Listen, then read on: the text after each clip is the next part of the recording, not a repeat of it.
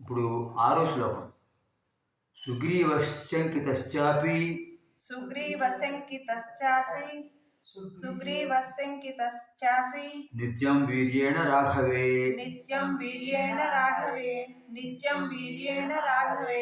అంటే ఇది శ్లోకంలో ఉత్తరార్థం కనుక ఒక పాదం ఒకటి ఇచ్చారు. సుగ్రీవః ప్రథమం శంకితః ద్వితీయం చ తృతీయం ఆసీత్ చతుర్థం నిత్యం పంచమం వీర్యేణ షష్టం రాఘవే సప్తమం. సప్తపది సప్తపది అయం శ్లోకః. అయం శ్లోకः. 7 పదాలు ఉన్నాయి.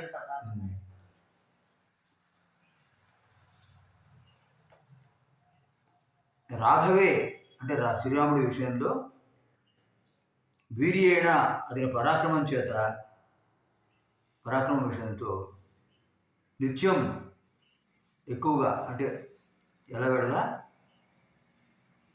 సుగ్రీవుడు శంకితశ్చ ఆసీత్ అనుమానంతో ఉన్నాడు. అంటే శ్రీరాముడు వచ్చినప్పటి నుంచి సుగ్రీవుడికి అనుమానంగా ఉంది. ఎందుకంటే వారి బలం ఉంది కదా, మరి నా ప్రతిజ్ఞ చేశాడు కానీ చంపగలడా, అది అనుమానంగా ఉంది. వారిని ఎదిర్చి వధించగల పరాక్రమం రాముడికి ఉన్నదా అనే అనుమానం మాత్రం సుగ్రీవుడికి నిత్యం అంటే ఇక్కడ అర్థం మాటిమాటికి కలిగింది. రాఘవ ప్రత్యయార్థం తు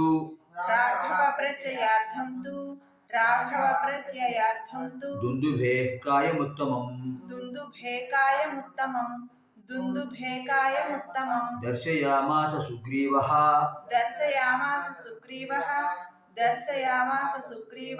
మహాపర్వత సన్నిభం. రాఘవ ప్రత్యయార్థం ప్రథమం తు ద్వితీయం దుందుభే తృతీయం కాయం చతుర్థం ఉత్తమం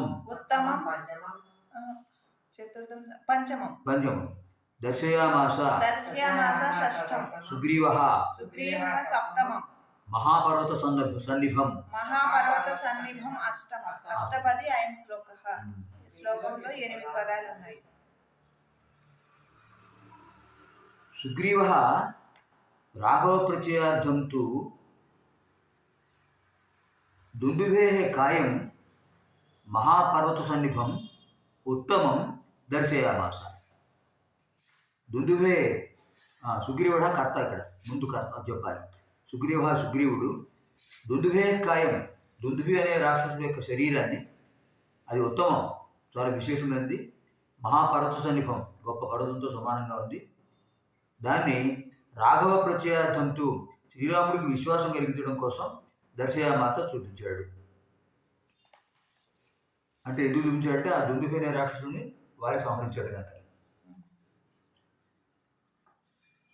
శ్రీరాముడి యొక్క పరాక్రమంపై విశ్వాసం కలగడం కోసం సుగ్రీవుడు ఒక గొప్ప పర్వతంలాగా ఉన్నతంగా ఉన్నటువంటి ఆ దుందుభి అనే రాక్షసు యొక్క శరీరాన్ని శ్రీరాముడికి చూపించాడు. ఇక్కడ దుందుభేకాయం ఉత్తమం, దుందుభేకాయం ఉన్నతం అనే ఆ పదం ఇక్కడ అర్థం ఇచ్చారు. అది ఉత్తమం చెప్పారు, ఏది చెప్పారో పర్వాలేదు. ఉత్స్మయిత్వా మహాబాహుః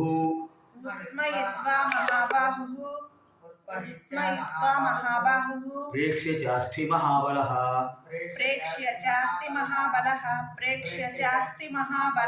పాదాంగుష్ఠేన చిక్షేప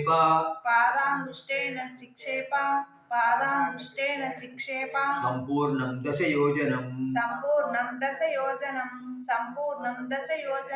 ఉస్మయిత్వా ప్రథమం మహాబాహు ద్వితీయం ప్రేక్ష్య తృతీయం చ చతుర్థం అస్థి పంచమం మహాబలః షష్టం పాదాంగుష్ఠేన సప్తమం చిక్షేప అష్టమం సంపూర్ణం నవమం దశయోజనం దశపది అయం శ్లోకః. ఈ శ్లోకంలో 10 పదాలు ఉన్నాయి. మహాబాహు మహాబలః ఈ రెండు శ్రీరామచంద్రపుడికి విశేషణాలు. మహాబాహు గొప్ప బాహుబలం కలిగిన వాడు, మహాబలః గొప్ప బలం కలిగిన వాడు. అటువంటి శ్రీరాముడు అంటే శ్రీరామ అనేది అధ్యాహారం, మనం ఆ పదం తెచ్చుకోవాలి. శ్రీరాముడు ప్రేక్ష్య అస్థి ప్రేక్ష్య చ మరియు అస్థి ప్రేక్ష్య. అస్థి అంటే ఏమిటమ్మా? ఎముకల పంజరం, అస్థి పంజరం. శరీరం అంటే రాక్షసుడిని సంహరించి చాలా కొన్ని సంవత్సరాలు అయిపోయింది. ఇప్పుడు వాడి అస్థి పంజరం మాత్రం ఉంది. అంతే ఆ అస్థి పంజరాన్ని దృష్ట్యా చూసి ప్రేక్ష్య చూసి పాదాంగుష్ఠేన కాలి బటనవేలుతో శతయోజనం సంపూర్ణం చిక్షేప 10 యోజనాల దూరానికి విసిరేశాడు. అంటే శ్రీరామచంద్రుడి యొక్క బలం ఎంతటితో తెలుసుకోవాలనుకుంటున్నాడు కదా సుగ్రీవుడు. అంతే ఆయన ఏం చేశారు? ఆ దుందుబి యొక్క అస్థిపంజరాన్ని తన కాలి బటనవేలుతో ఒకసారి విసిరేయుడికి 10 యోజనాల దూరం అవతల పడుతాడు. యోజనం అంటే 8 మైళ్ళు, యోజనం అంటే మైల్ అంటే 1.6 కిలోమీటర్లు. అంత దూరంలో పడిపోయింది ఆ శరీరం, ఆ ఎముకల గూడు. శ్రీరాముడు పరాక్రమంపై తనకు విశ్వాసం కలగడం కోసం సుగ్రీవుడు గొప్ప పర్వతంలాగా అది అయిపోయింది కదా. ఆ అపరిమేయమైన బలం కలిగిన వాడు, బలిష్టమైన బాహులు కలిగిన వాడు అటువంటి శ్రీరామచంద్రుడు ఆ ఎముకల గూడును చూసి ఇదంతా అని మందహాసం చేసి, ఉత్స్మయిత్వ అంటే మందహాసం చేసి చిరునవ్వుతూ అని అర్థం. ఆ ఎముకల గూడును చూసి దాన్ని కాలి బటనవేలుతో పూర్తిగా 10 ఆమడ దూరం వేసేసాడు. ఇక్కడ అనువాదంలో పొరపాటు చేయాలి. ఆమడ అంటే 2 మైళ్ళు, కానీ అక్కడ 10 యోజనం ఉంటున్నారు. సంస్కృతంలో 10 యోజనాలు అంటే 80 మైళ్ళు. ఇక్కడ ఆమడాన్ని అనువాదంలో పొరపాటు చేయాలి. తర్వాత బిభేదచ పునఃసాలాన్ సప్తైకేన మహేషుణా గిరిం రసాతలం చైవ జనయన్ ప్రత్యయం తదా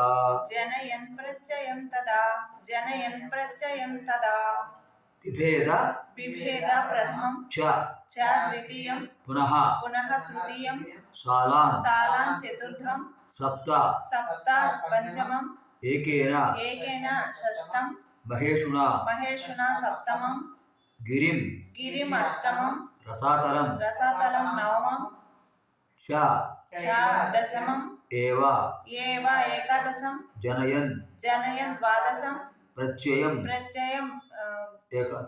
త్రయోదశం తదా చతుర్దశం. చతుర్దశపది ఆయన శ్లోక. ఈ శ్లోకంలో 14 పదాలు ఉన్నాయి.